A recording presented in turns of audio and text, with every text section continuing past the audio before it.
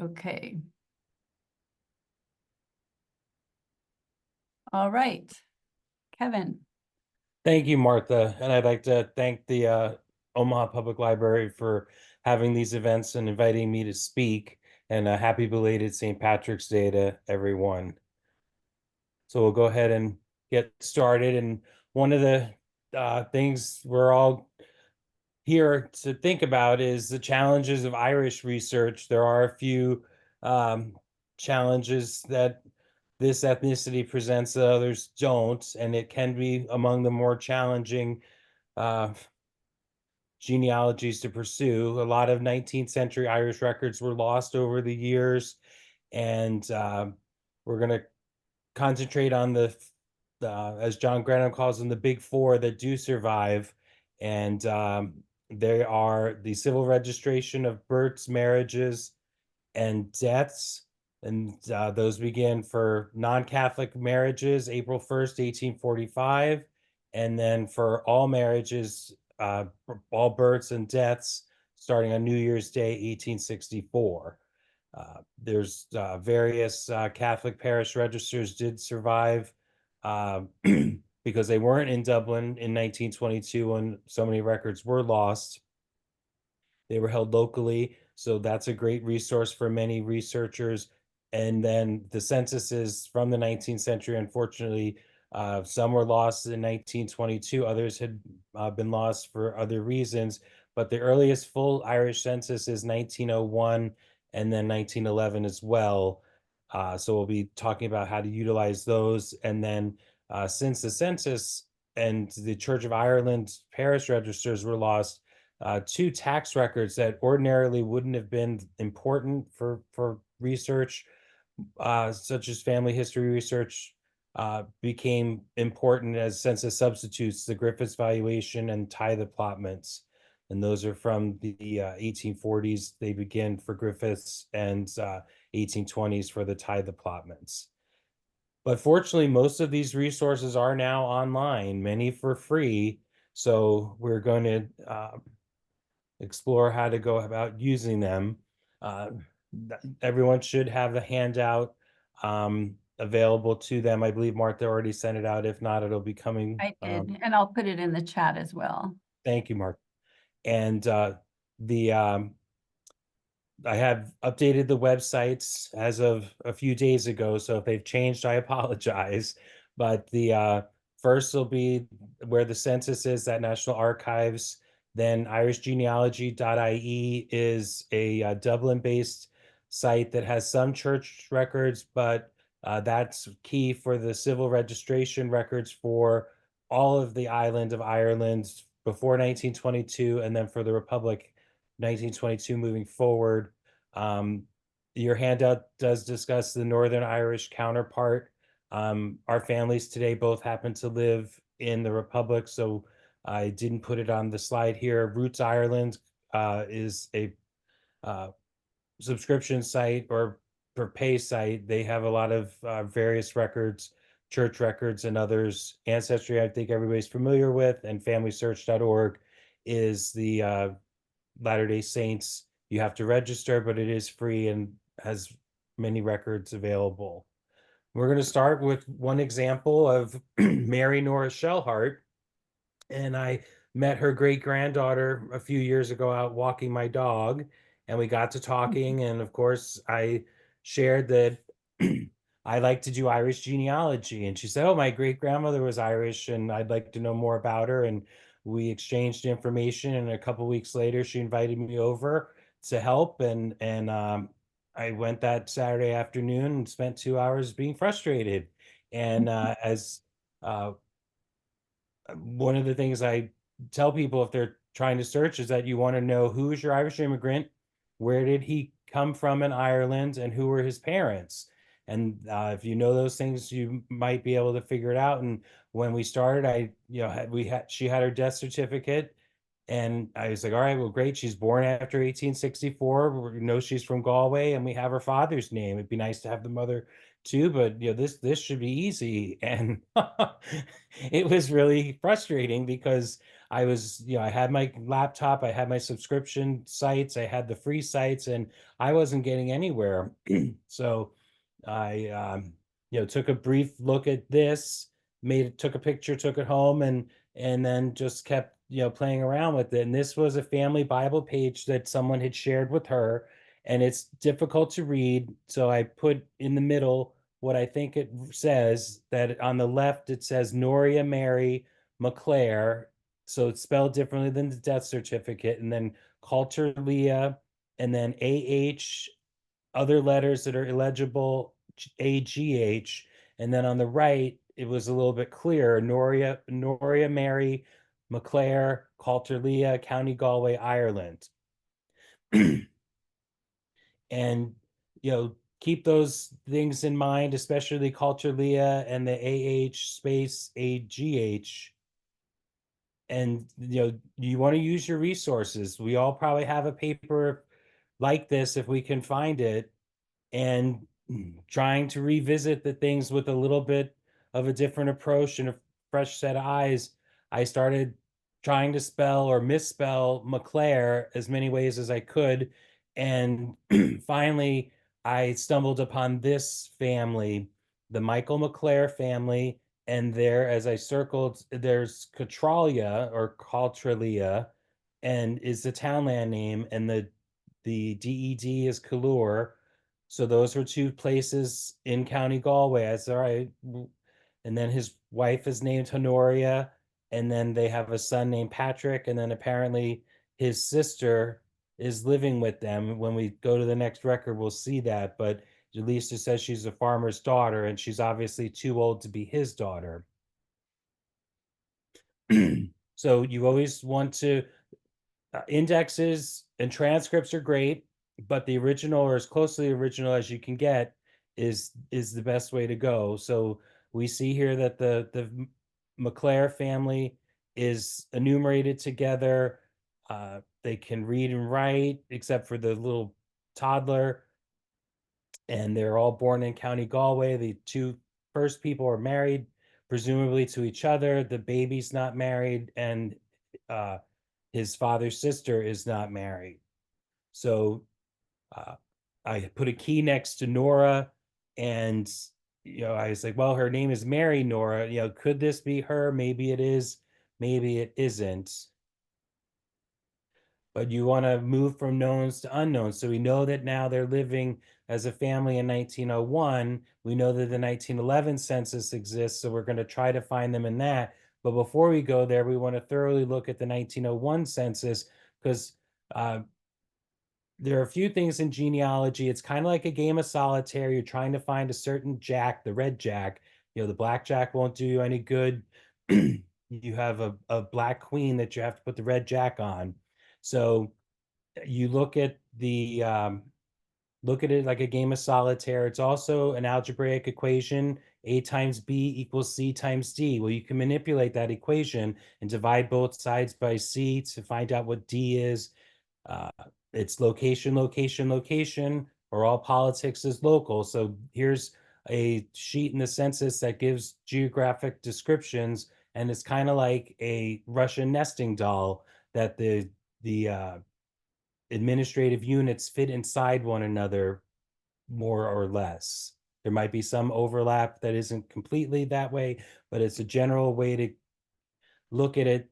And this, they're the third house with the key there, and it describes that there's 5 outbuildings, it's a single family unit, etc.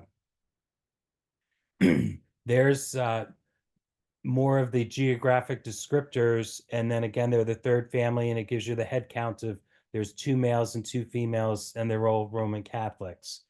So I highlighted the sub-district in the townland because that looked very familiar from the Bible entry, that it was AH blank blank whatever, and then AGH.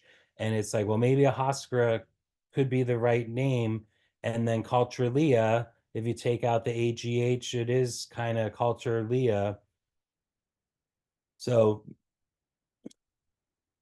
spelling is not standard for a lot of reasons, and phonetic spelling is sometimes the best you have. So you have to work with what you have and uh, look at the other poor law union, Ballina Slough. There's that district electoral division that was on the census earlier. The constabulary district, also Ballina Slough. So we do, I did another search for 1911, and this time instead of being McClare, it's spelled Mockler. So that kind of makes me wonder, is the name pronounced Mockler or McClare? It may change over time, or one branch uses one. My neighbor says the name is definitely McClare. But we see that Michael and Nora are still married. Patrick is still alive. He's now 11, and he's been joined by 4 younger siblings, 3 sisters and a brother. So we see the biographical or the statistical data that Nora and Michael have been married 13 years. And even though Nora's the mother, it's would put the 5 children born, 5 living, or it's put on Michael's line.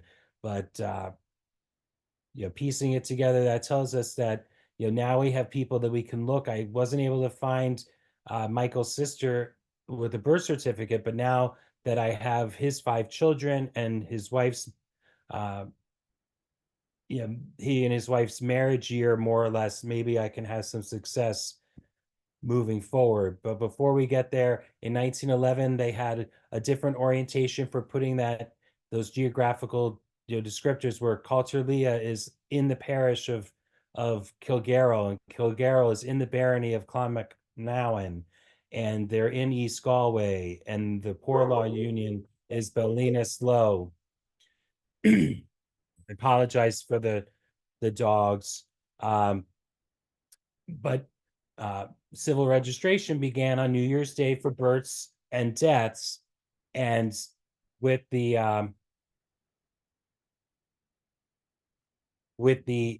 advent of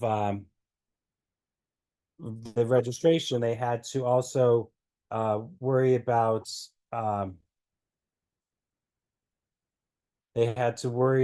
the people coming in to make sure they were in the right place. So the government had created these pamphlets, and in 1997, George Handwritten collected them and reprinted them so that if you can find the key there, it says Culturlia. So it gives you on the top, I transcribed again, all those little terms about the superintendent registrar district, which is particular to the civil registration of Ballina Slough. But the registrar district is a Hoskra, and then the townland is Culturlia, and the parish is Kilgarrow. So again, that nesting doll, if you can find that little doll, the Culturlia townland, then you know where it's going to be as the doll expands up to the outer layer. And then here's a map from Find My Past that shows the counties on the islands. And then within each county, it shows the superintendent registrar districts, and some of them cross county lines. So Ballina Slough is pointed there by the key. So in the blue part of it is in County Galway, but then it does cross over into the yellow for County Roscommon. And while we're here, I want to point out that above Ballina Slough in the blue is a place called Mount Bellew, and then above it in the yellow in Roscommon is Athlone. And those will be mentioned later, but I wanted to highlight those. So here's the irishgenealogy.ie, which is a free site, and they have both civil and church records. So for this family, we're going to start with the the civil records, but we did do a search for Michael McClare between 1897 and 1899 for marriages. And sure enough, we found a marriage between a Michael McClare and Honoria Linsky from 1898. And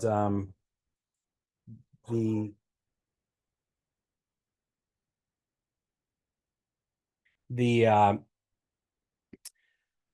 if you look at the top one, it'll be the initial search. So you have the marriage that that it's registered at Mount Bellew.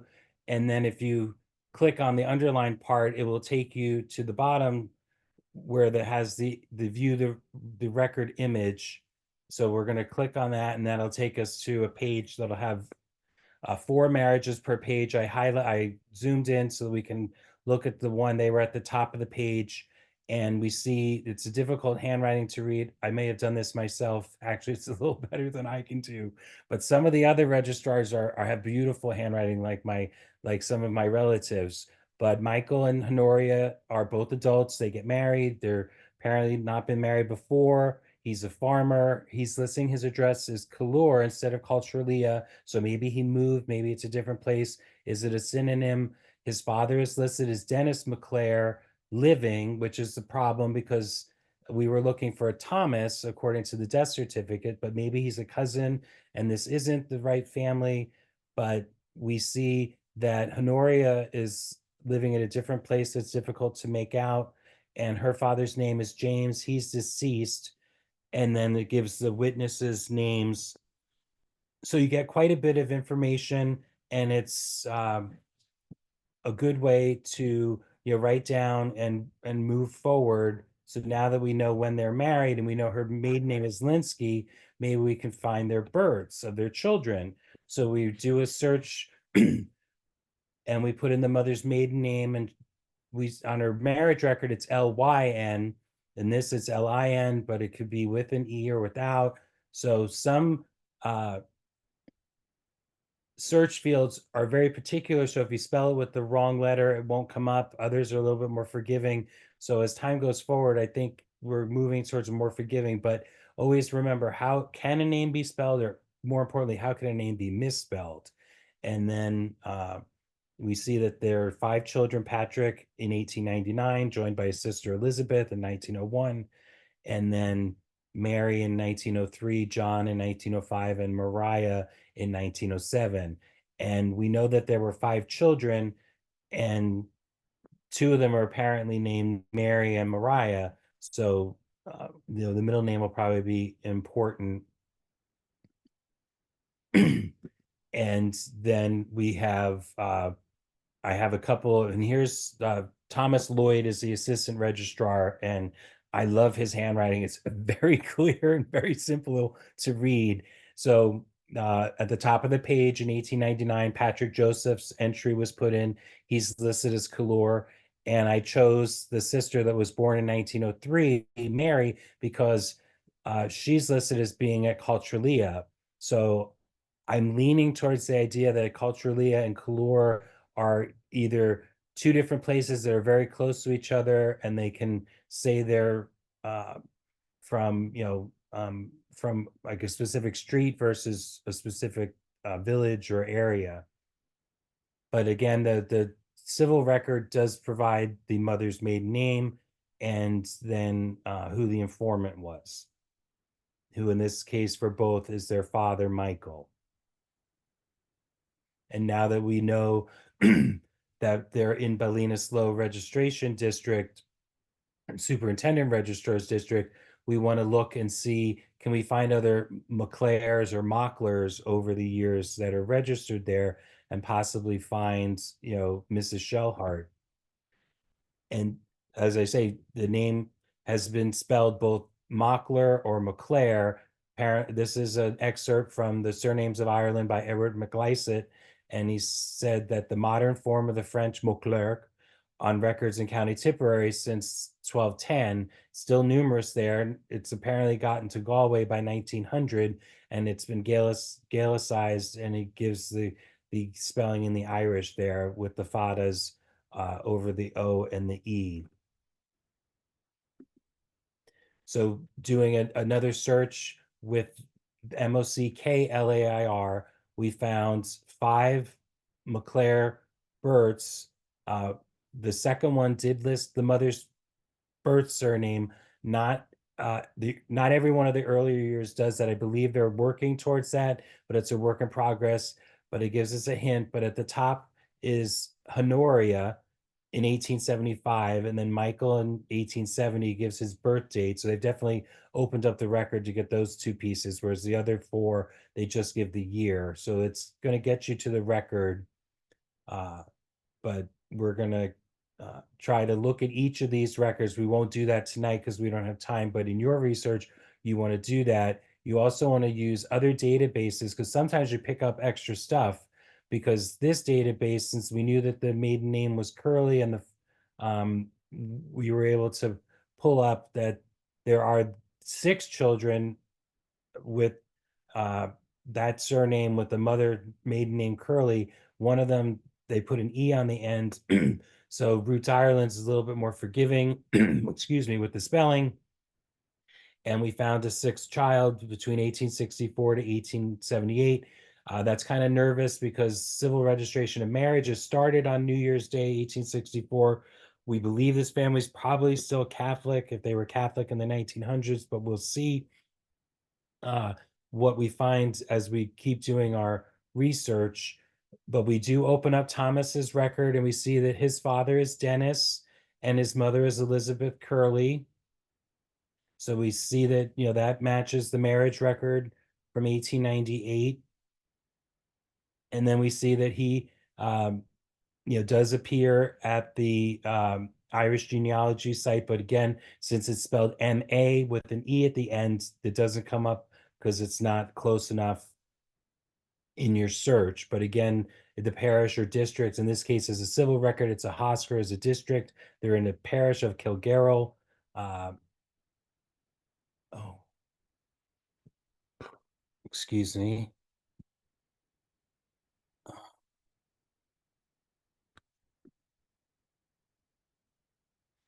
Sorry about that. So here we open up the We're not seeing your screen. oh, Try sharing it again.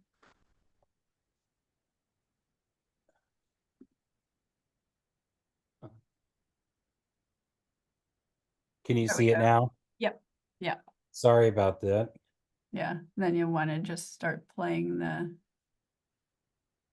it again from where you are. Up. Okay.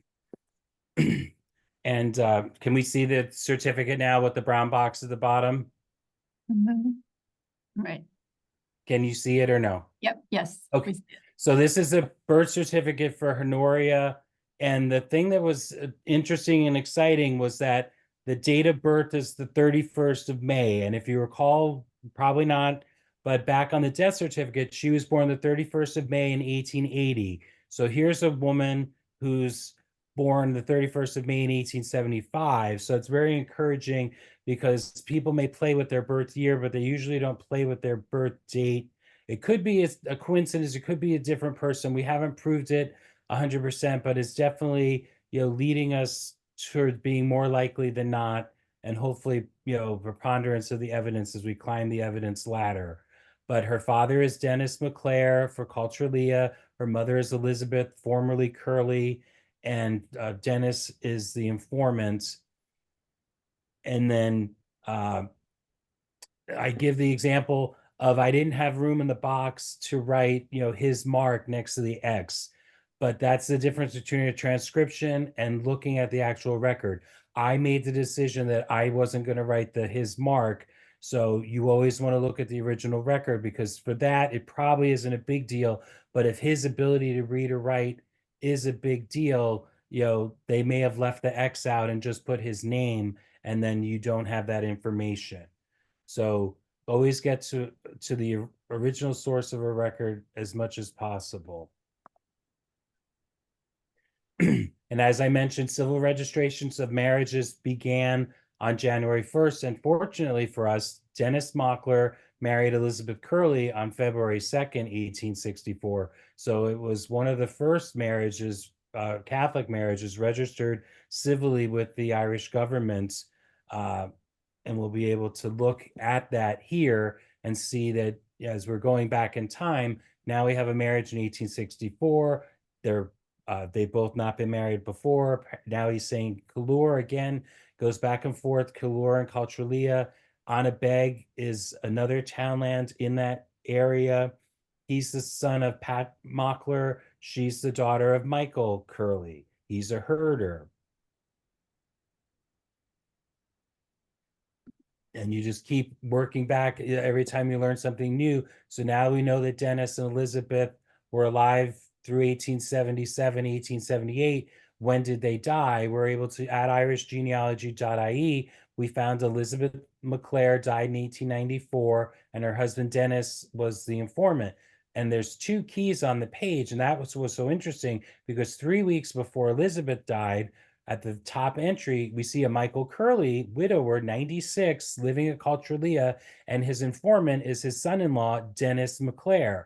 So, as luck would have it, Elizabeth and Michael appear on the same death registry page a few weeks apart and just two entries in between them. So we know for sure that, that this is the right couple, and that gentleman is definitely the wife's father, because it says that Dennis is his son-in-law, and then a few entries later that he's her husband. And then Dennis himself lives to 1912. He's not living with his family, his son, at least at the family home, apparently in the 1901 or 1911 census, but he does die at the Ballinasloe Workhouse Infirmary, and he's a widower, and it does mention his last address was Callure. The Griffiths valuation is that tax record we talked about, and it was taken in County Galway here in 1856. And we do find at Cultraleah, there's a Patrick Mockler who's living there. And then again, those same geographic divisions, the county is Galway, the barony is Clonach-Macnowan, the union of Ballinasloe, parish of Kilgarrow. So that's why you want to, be familiar with these geographic names. The townland is your ultimate prize, but if you can find a parish, sometimes that can be enough if you have other pieces of information. And then still, we know that Patrick Mockler was living in 1856. When did he die? Did he die before or after 1864? Well, A. Patrick Mockler, age 80, died at Cultraleah. He was a married man in 1871. A Catherine Mockler, it doesn't say she's his widow, is the informant. So we don't know if that's his daughter-in-law, could be a granddaughter, a sister. But then in 1878, at the same address, Catherine Mockler, 76, passes away. She's listed as a widow, and a Patrick Mockler is her informant. So again, make notes. You're allowed to have theories, but don't put relationships on people. We don't know for sure that this Catherine and Patrick were married, or that the Patrick who survives both of them is their son. And then again, looking at the maps and the at townlands.ie, another website, we have the Cultraleah with a different spelling. On the lower right, it gives you an idea of where it sits between Ahascra on the top and Ballinasloe to the southeast of it. And then here's a Michelin map. And then you get to see that the key in the middle points that the Cultraleah is at a dot, and then Callure is listed right there. So they are, if they're not exactly the same place, they really couldn't be much closer. Ahascra is apparently a village up above, and then to the southeast is Ballinasloe. So we've put a lot together with what stuff is available in Ireland. What we didn't discuss is, we know they're Catholic based on the civil records, but I haven't shown you a single Catholic record because I can't find them in a Catholic record. Records were taken, but they're very sketchy, and there's a lot of gaps. And apparently, even though the younger couple had 5 children, those records aren't available. The older couple had 6 children, but that's where all these gaps are. So they apparently had children. Presumably they were baptized, but there's not a written record of it that has survived. So we wanted to try to, make a connection between, the Nora, Honoria, and Mary Nora. And we knew that family lore said that she was married in America in the early 1900s. So we looked for her on the passenger list leaving, and we found a This one, instead of being Honoria, she's a Mariah Mockler. She's 22. She's about the right age. Uh, Leaving aboard the Germanic in on May 1st, 1901, and she's going to be a servant. And sure enough, she arrives 8 days later on the 9th of May in New York. All of her information is the same, but they ask more questions. So last residence, Kalur. And who are you going to see? Her uncle, Michael Curley of Mountain Lake, Cottonwood, Minnesota. And this is from Ancestry, as was the previous slide. And what's key there is that you have some clues. Like we know that the uh, lady we found born on May 31st, 1875, that her mother's maiden name was Curly. So the idea of her having an uncle named Curly is not improbable. And then at Family Search, we were able to find her actual marriage record to Frank Shellhard and be able to print the record. Unfortunately, it doesn't ask her who her parents are. They got married by a justice of the peace, and Minnesota didn't keep nosy records. They just let two adults get married and not dive into like who are your parents, etc. But Cottonwood County is adjacent to the county that this Mary McClare married at. So more than likely, this is the woman from the boat. And can we make a definitive connection to the Mary who's in the night, or the Honora Mary who's in the 1901 census? Well, there were other people in those censuses, and little Patrick has now grown up. And in 1922, he's the son of Michael McClare, and he's getting married, and it's registered at Athlone. I pointed that out on the map. So he's living in the military barracks, and again, sloppy handwriting. He marries a woman named Mary Baker in 1922. So hopefully they have children, and maybe they'll be DNA matches. The second child, Elizabeth, born in 1901, she found her way to New York. And in 1927, she married Thomas Green. And that the index citation there shows that the license is from the 17th of December, 1926, but they didn't actually get married till the following month on January 11th. And then in the upper right corner of the affidavit for their license to marry is a little note that they put in that they did get married at St. John's RC. And that was kind of funny because this is my neighbor's family, but St. John's RC, that's St. John the Evangelist, which is the parish my father's family lived in, and that's the church my father was baptized in 1936. So the world is small. You do stumble upon records that are from places that you're familiar with, even when you don't expect it. But DNA tests aren't perfect. But they are like I liken it to finding a new parish register or a new census record you weren't previously aware of. Because sometimes there are census records, sometimes there aren't. Sometimes people test, sometimes they didn't. Well, my neighbor chose to test, and one of her matches has this at the match LI, and according to the family tree, it looks like they'd be third cousins once removed, which would explain why they only match at 20 centimorgans over 2 segments. So genealogy or DNA is measured in centimorgans, which is basically an amount, kind of like a mole in chemistry. You can't put more in it, it's just a number. But people are about, what is it, 7,400 or so centimorgans, and you get about 3,500 plus from each parent. And siblings are, what is it, about 2,800, I think I match my siblings at. My aunt and I match at 2,200, which is very high. My sister matches both of our aunts about 1,800, and our uncle from the other side about 1,900. And then first cousins can be anywhere from 1,000 down to 500, and about 200 for second cousin.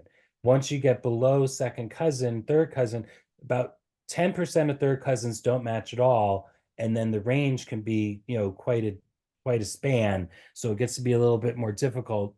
So this one, it's nice that we have the paperwork to kind of match up, who are your ancestors and where do we have a most common recent ancestor.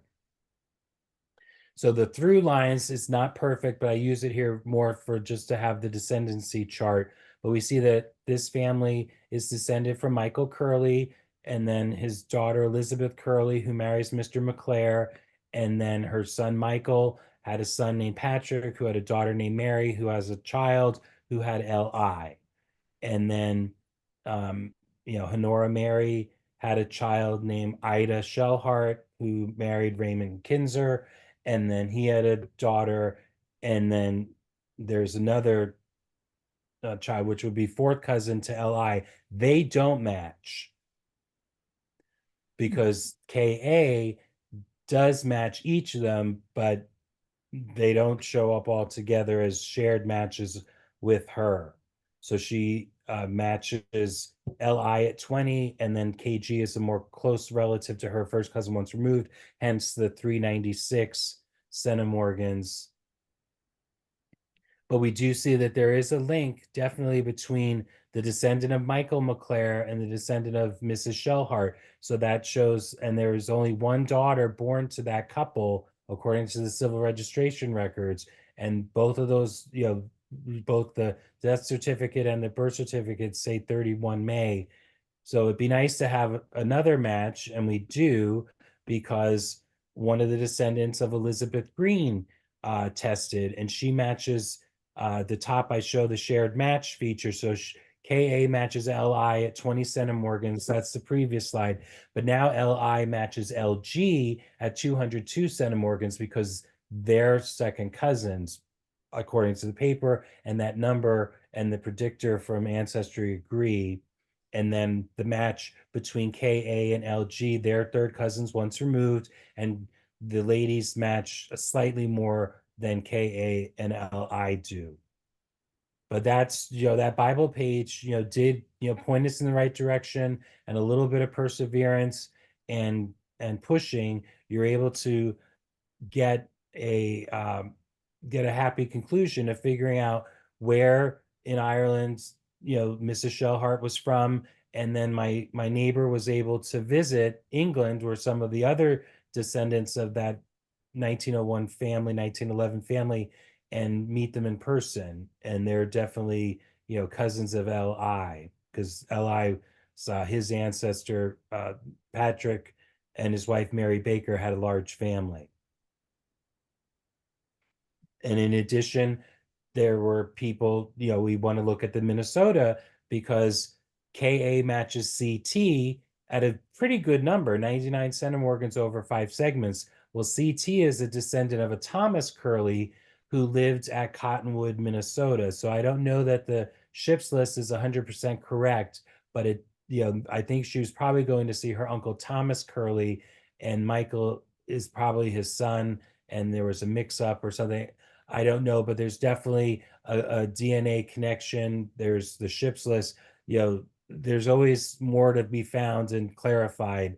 So, but that does show that Lg and Li both match Ct, which makes sense. They're all descendants of the Michael Curley. And then the second part from the introduction, or the description of this talk, was that there was a sheet that my uncle had created, and its descendants of his grandparents are there in the middle, Dennis and Margaret. And Margaret is the daughter of Morris O'Callahan and Mary Mahoney. And he puts that she had a brother, Morris, and then 3 sisters. And I'm going to blow it up here on the next one, so it's a little easier to read. And the green is my handwriting. And I told you it was bad, and that's actually good for me. The printing in the upper left that's standard. That's as bad as it gets. But there's no dates and there's no places. So can you use just names to get things put together? And then on the far right, underneath Morris and Mary by the key, is Katie, who apparently marries an O'Connell, but there's a question mark, so we're not sure. Are we not sure that she got married? Or are we not sure that she married someone named O'Connell? And then Elizabeth has the same situation. Apparently her hypothetical spouse is named Riley. So we're going to work through those same sources. We're going to go at it in a different order. We're going to Irish Genealogy IE first, And this time we're looking at they have a limited collection of civil, or excuse me, Catholic records, and Watergrass Hill in County Cork is one of them. And we did a search um, looking for those names, and we found a Catherine Callahan, who's the daughter of Morris Callahan and Mary Mahoney, like we're hoping, and they're her godparents. Then we find an Eliza Callahan the following year with the same parents, Margaret Callahan the year after that with the same parents, and then 2.5 years later we find Mary. So this matches my uncle's listing quite nicely, but it fills in the dates and the godparents, but it doesn't. I couldn't find an entry for Morris, which was interesting because I met his daughter, so I know he existed, and he's on the paper, and the other four names match there. Now, remember, there's more databases. You always want to search multiple databases because sometimes the search engines are different, or things get transcribed wrong, or the algorithm. But when you search for the parent search that I did in the search field, I looked for Watergrass Hill because I knew the parish. I wanted Callahan, so I did CAL with an asterisk, and then I put in MAU with an asterisk, and then mother's name Mary Mahoney. And this time I got 9. So I got the same 4 sisters, and I picked up 5 brothers. And ironically, the 5 brothers are older, and then they're followed by their 4 sisters. But James Callahan at the top is the eldest son. Then Timothy is one of the pair of twins. Then Eliza, then Dennis, the second twin, Catherine, Mary, Daniel, who's the second oldest, and then there's Morris. So my grandfather's cousin, her father, his uncle is present on by searching through the pay site. The free, they gave you 4 names for free, but if you wanted to get all 9, you had to pay. I'm joking, but you do use multiple approaches and don't give up. And again, how could a name be misspelled? Because as you see, the first Callahan doesn't have a G and it only has one L. So if you were too particular with your spelling, you might miss out on certain people. We saw that earlier with the McClares. So you're both through the free site or through Ancestry, you're able to click and go to the National Library of Ireland images that are available for free, but they're not, they don't have a searchable database. You have to browse them. But the copy here is not great. The gray background makes it slightly hard to read. So I did, excuse me, I did blow up 2 of them. On the top one, on the 15th of March, 1857, Catherine of Morris Callahan and Mary Mahoney sponsors James Smith and Mary Hegarty. You always want to look at the whole page because here's an interesting entry just a few months earlier. On the 6th of January, 1857, James of Patrick Callahan and Kate Mahoney, whose sponsors were Morris Carroll and, oh, what do you know, Ellen Smith. I don't know the connection, but I find that interesting that there's, people with the husbands have the same last name, the wives have the same maiden name, and they each chose a sponsor named Smith.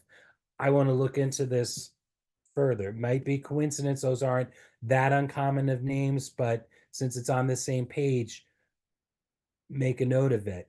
We're back to our map from Find My Past, and we're down in County Cork, which is the Texas of the islands. And there at the end of the key, we see Mallow, Fermoy, and Cork intersect. And that intersection is exactly where we're going because Watergrass Hill is in the Cork section of the Superintendent Registrar District.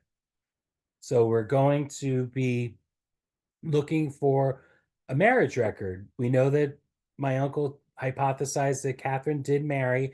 So we know she's born in 1857. So we're going to make her as young a bride as we can, or even younger, so we don't miss one, and then make her older. So from 1870 to 1910, we're looking for marriages between Catherine Callahan and men named Connell. And we found one. There was only one, and it took place on the 25th of April in 1899. So that's very promising, and we want to see, the marriage record to see who her father was. And we see that she's from the Pogue in County Cork, and her father's name is Morris Callahan. So that's very interesting. And they got married in the Catholic chapel at Glenville, which is in Watergrass Hill Parish. It's a village. So we know that this is the right woman. We know if she's born in March, presumably since she's baptized that month in 1857, that she's 42 when she's getting married. So we want to keep that in mind. We'll try to find them in the 1901 census and such. But that set of pamphlets is helpful here because, as I mentioned with the key on the map, that these places intersect. So there, the townland is in a district, and a district is in a superintendent registrar district, and the I've highlighted that Carignavar and Ballyhooly and Rahan and Ballyhooly, that these families lived, as we'll see, in places that they're bordering or almost bordering each other. So even though they probably live within walking distance of each other, they can be registering in 3 different district offices and then being compiled and collected for quarterly and annual registration indexes in 3 different superintendent districts. So they could be married in one and have children in another, or die in a third. So it can be very confusing. And there's the map. So that yellow line shows the border between the 2 parishes, but the pink line shows the borders of the townlands. So Commons and Napogue and Liravarig on the bottom, Commons and Liravarig have a key, the 2 lower keys, they're in Watergrass Hill Parish. The key above them is Tureen, and that is in Mononimi or Killavolin Parish. Mononimi is the civil name, or Killavolin is the Catholic parish. Watergrass Hill is its civil name is Ardnageehee. So those 3 keys can be very different in the national indexes, even though obviously they could, there's a point where you could hold hands, 3 people could easily hold hands on the border there, but they'd all be registering at very different places if you're looking. And with the common names, let me tell you, there are a million Dennis Buckleys, or it seems like it. But we're working about with the Callahans, and fortunately Morris Callahan was living at his place in Napogue in the 1853 Griffiths valuation. He's sharing his lease with several other people. They are leasing from Richard G. Campion, and they give descriptions of their living situation, etc. And we know that Morris is alive through at least 1861, and his wife through 1862. Well, when did they die? We're able to put them in and do a search and know where Napogue registered to through Ballyhooly and Fermoy, and he dies, he's 70 in 1885. And then his wife is not in the 1901 census, but she does die in 1904. And there's apparently their son Morris, it is their son Morris. They do identify him as son, is the informer for both, and you're able to fill in the the background information. You can figure out about when they were born based on their age at death. And we do search for Catherine Connell in the 1901 census, and we find her with her husband John and her brother-in-law James. And she says she's 38, but we know that she was 42 when she got married. And surprisingly, even at age 42 getting married, she has a child at age 43. So there's her son Patrick in the 1901 census. I was surprised to see him, but there he is. And then in 1911, the family has changed. Kate is widowed. And in the bottom key, it shows that her nephew named Morris Buckley is living with her. He's 22. He must be running the farm. And it looks like Patrick has been joined by 2 younger brothers. So apparently at 44, she had a son named Morris. And at 45, she had a son named John. And we can tell from the far right that apparently her late husband, even though in 1901 he didn't say he spoke Irish, somebody was speaking Irish to the first two boys because they speak both Irish and English at ages 10 and 9, whereas their 8-year-old brother does not. So you always want to look at the, all the little questions that are there. As a widow, she's not asked how long were you married and how long or how many children born, how many still living. But it's interesting there, and keep in mind that she has a nephew living with her and that she's widowed.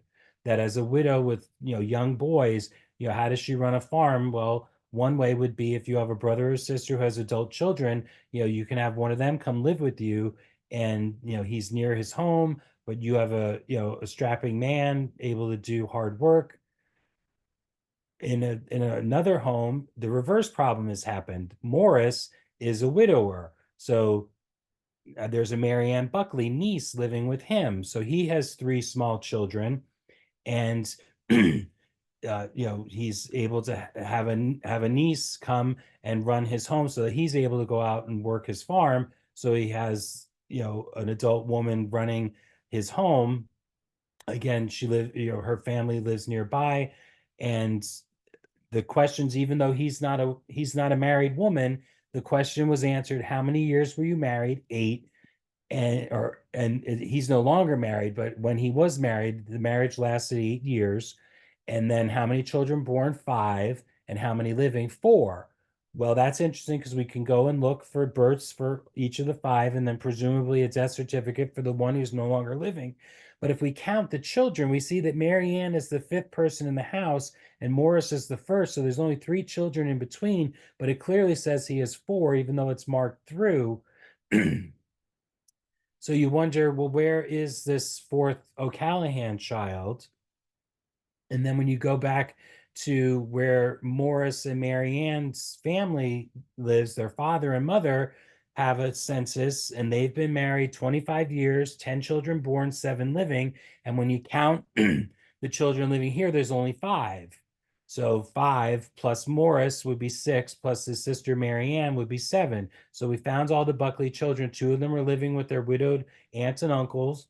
And then there's the 4th Callahan. Little Maggie is listed as niece, and she's living with her aunts. And the story was that my great grandmother told her brother after he was widowed, because Peg was only 9 months old, I'll take the baby and I'll send my daughter, and she can help you run your house. And that didn't sit well with Aunt Mary because, as she put it, that was the last night she spent as a member of her father's household. Every other time she was in that house, she was there as a guest, not as a member of the family. And she was, that bothered her. She did eventually emigrate, and as the oldest daughter, my understanding is that she would have gotten the dowry. So, but maybe she was planning on leaving anyway. But she did eventually emigrate and have a family here in America. So that's what you can glean from well kept records. And keep in mind that uh, there are various reasons why uh, collateral relatives would wind up outside their nuclear family. And we went over several of them just with this one look at 3 different families of having a niece or a nephew living in the household. And then here are the birth details for the 3 Connell boys. As you see, Patrick is listed as O'Connell and his mother is O'Callahan. Remember that the prefixes, the O and the Mick, can drop, and Mick, Mac, and M apostrophe are all the same. Um, so you want to look and see what more you can learn. So you learn here that Patrick is the lower entry. He's born at Kappa, which is where they were enumerated for the farm. And then here's one that I want to highlight. As you see, there's a Nora Connell, born on August 4th at Kappa to Kate Connell. And then on August 10th, there's Morris, born to also at Kappa to John and Kate Connell. Now that you can clearly see that the ladies have different maiden names. So you know this is two different couples, plus they're born several days apart in 1901. So you know that they're not twins. But think of the various scenarios in an index or a church that didn't record the mother's maiden name, that you could easily assume that uh, that these are twins, or that Nora is your ancestor's child, even though she might be the child of a different couple, because these are two couples that are about the same age. I don't know exactly how the gentlemen are related. The ladies are about the same age, but the former Miss Duggan had a much larger family because she married at a much younger age. But they're just a matter of days and just a couple of spaces in a line on the page. I wanted to point out that, again, don't read into things more than they are, and try to keep your notes clear and such. Here's the entry. This parish's records are available through Roots Ireland, and I was able to um, find his birth certificate. But as you see here, the baptism is on the 19th of December, but the birth was registered on the 17th of January the following year.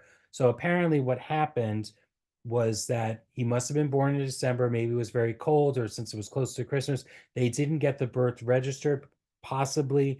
And I know there were stiff fines if it was late. So what I've heard a lot of people say in lectures and such is that to avoid the fine, you just change the date of birth, and you'd have a baby that's born after it was baptized, which obviously isn't possible.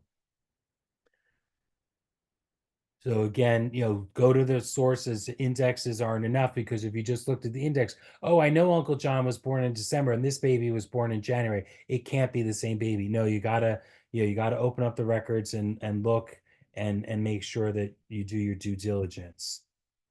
So now we had luck with Catherine and hypothetical Connell. So let's test Elizabeth with Riley. So we do a similar search, and we found under Callahan, we found an Elizabeth that marries John Riley. But when we open the record, the father's name is Patrick, and then it was in Dublin North. So that's quite a ways from where she lived. But she might have been a student or working. We don't know. But it didn't turn out to be a match. And then with the O'Callahan, this is the same marriage. It was recorded twice for some reason.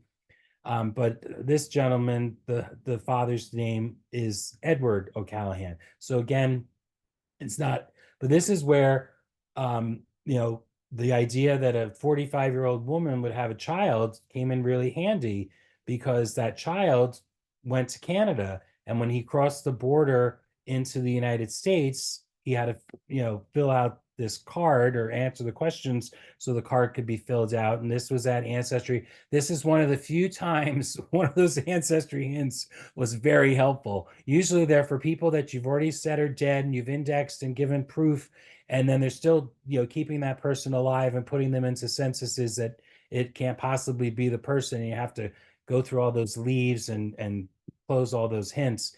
But on the 2nd of October in 1923 in North Dakota, John O'Connell comes across, and he had been at Belmont, Manitoba, Canada. He can read and write. He's 20 years and 10 months, which would mean his birthday is probably in December 19th, maybe. And look who he's going to see. He's also birthplace is Billy Hooley, kind of like Ballyhooly, where the district where his family is registering their births. So, but he's going to see his aunt, Mrs. Elizabeth Riley. And I was like, could it be?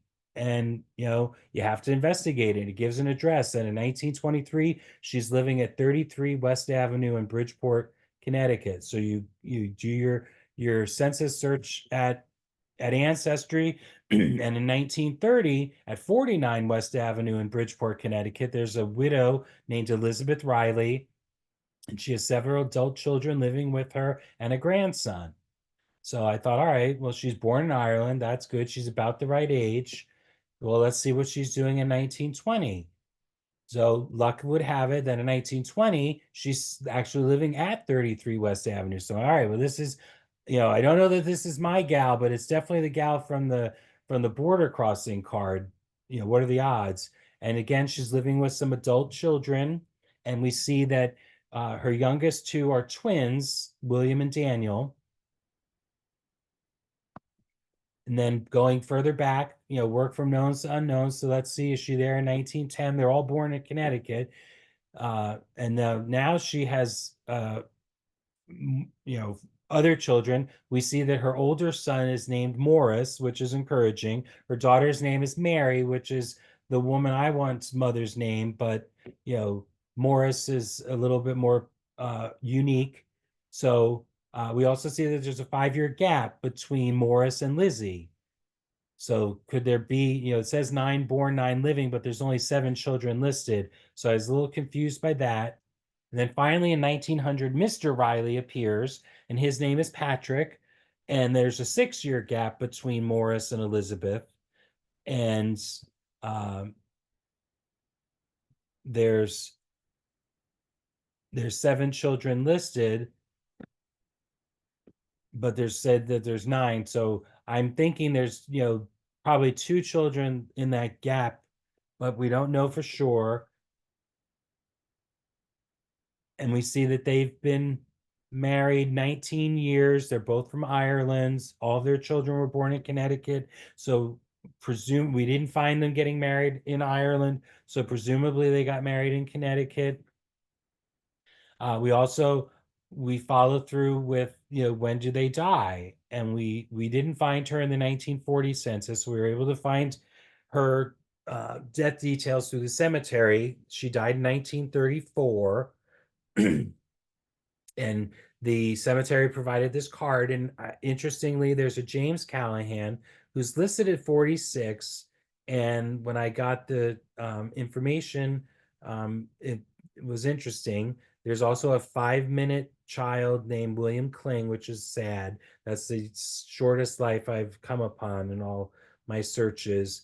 And then presumably Elizabeth's children, Patrick and Elizabeth, and then her son-in-law, her daughter Margaret, the son-in-law's wife, and then another daughter, Helen, who apparently marries Mr. Heary.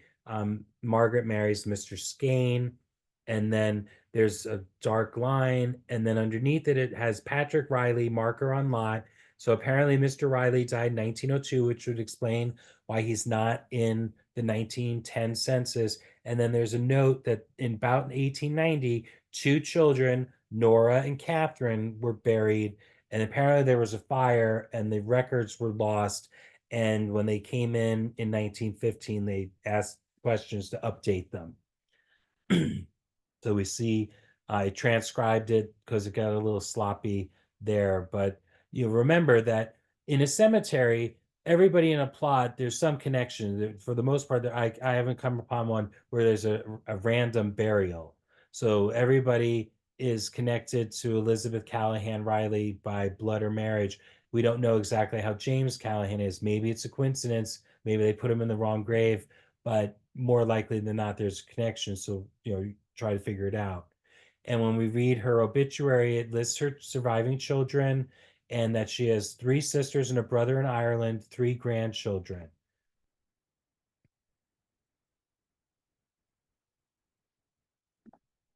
And then when we get her death certificate, it does say the key on the left says that her father was Morris Callahan. The mother's name is unobtainable, unfortunately. But when we look up at her date of birth, it says she was born on June 1st, 1859. But if you remember from the baptismal entry, this woman that we're hoping it is was baptized on June 3rd, 1858. Again, I think you can make mistakes with the year, but if she was born on June 1st, which the family would probably celebrate her birthday, that seems to be perfectly, believable. That her being baptized on June 3rd, it seems like we're definitely, this is who we were looking for. Are we there 100%? No, a devil's advocate could make a case, but let's look a little deeper. Who's that James Callahan in her grave? Well, look who his parents are, Patrick Callahan and Catherine Mahoney. This is that man from the 1857 baptismal entry. It's either him or his younger brother named after him if he died. But in that case, then if he was as young as he says he was, according to his death certificate, he'd have a birth certificate, which he did not. So I think they just shaved several years off, but we don't know exactly how they're related. But the fact that they have parents that have the same surnames, they're from the same parish in Ireland. This gentleman was baptized and recorded on the same page as the woman sister, the woman whose grave he's buried in, and who handled his funeral. That just seems to be too big a coincidence. So we want to find her marriage record, see what we can find. And Bridgeport, Connecticut was phenomenal because Family Search microfilmed these records and they were available. I was able to look at all these in my home, which was really neat. And on May 6th in 1882, Patrick Riley married Eliza Callahan, and they are both residents of Bridgeport. They're both Irish natives. And it didn't give the names of witnesses. I don't think it did for anybody, but it did have a note that was really interesting. And it says, think it was J.F. Rogers, no signatures for the celebrant. And what I kind of just left it. And the other night I was working on the slides when I, zoomed in and such, and I was like, I wonder if I can find J.F. Rogers in the 1880 census. Well, I did find a John F. Rogers, who's a Catholic priest living in Bridgeport, and then his obituary said that he was the pastor from 1873 to I think 1902 when he died, but definitely in 1882 he would have been the pastor of St. Mary's. So I sent St. Mary's an email, and I was hoping they'd get back to me, but they didn't. So maybe they'll get back to me. I'm not a direct descendant. The Catholic Church is getting kind of restrictive. I haven't had good luck. I'm glad I did the research when I was as young as I was, because I got things I don't think I'd have access to getting anymore. But you have to write the letter and ask and be polite. The secretary or the pastor are just following the rules as they were given. But like I tell my kids, you can ask any question you want. You have to accept the answer you're given. So if they say We'll have no, to, say no, take it, and then you can ask the question to his successor. I think we need to start winding down because Oh, we're okay. a little past our time. Oh, I'm sorry, Martha. So It's there's more fine. birth Yeah. records and such that we could go over. There's the death certificates for the siblings that stayed in Ireland. There's one brother and three sisters that would have survived her, according to the Semet. And then there is a DNA match that descendants of Elizabeth Callahan Riley do match the descendants of Margaret Callahan Buckley at the expected ranges. And again, my uncle matches more of her descendants than I do, although he hasn't tested at 23andMe. I did, and I do match a descendant of Margaret Riley Skane. This person would be my third cousin, and at 65 centimorgans over 5 segments is the expected range. So thank you all for listening. I'm sorry I went over, and if there are any questions. This was great. I mean, I think it shows so well how you start from one little fact that you can sort of confirm and then build and keep building and then bring in DNA to confirm or sort of show that And you it could go the other way. You could have the match with that Skane person and then try to figure out, if there are obituaries, from, because those third cousins are going to be the ones that you match, that you can find obituaries and find civil records, etc., newspaper articles, that you can flesh out a tree from people that died around the year 2000, etc., that now is the time to use your DNA and do some collateral research. You can answer some of those DNA questions, and they may have a better paper trail in terms of identifying who your your 4 or 5 great grandparents were. Yeah. Well, I want to take a little time for questions because there are a couple in here. Karen asked, would you explain the differences between the two parishes, Catholic and civil, or I Sure. guess she means The different districts? the Church of Ireland was a Anglican body, and it was the official church of Ireland, I believe, through 1869. I know it's that era. I'm sorry if I don't have the exact date. but the Catholic Church at various times would be in a much lower position than others, and so the record keeping was scant, and the organization would be a very different uh, division geographically, so it would cover much larger spaces, so that the government's parish and the religious parish for the Catholics would not be the same, whereas the government parish and the Church of Ireland parish, since they were essentially synonymous, I believe the borders are synonymous. There may be a couple of exceptions, but the difference between basically an Anglican parish border and a Catholic parish border here in the United States. But there's some overlap, but there's going to be a lot of difference as well. And then the Catholic parishes would change over the years as population changed and moved. Right. She also asked, do you ever use the Find My Past Roman Catholic database for baptisms, marriages, and deaths to then access the NLI? I don't know what she means. I have generally I've had good enough luck with Ancestry, but I do have a subscription to Find My Past. I use that primarily because of their Catholic Heritage Archive here in the United States.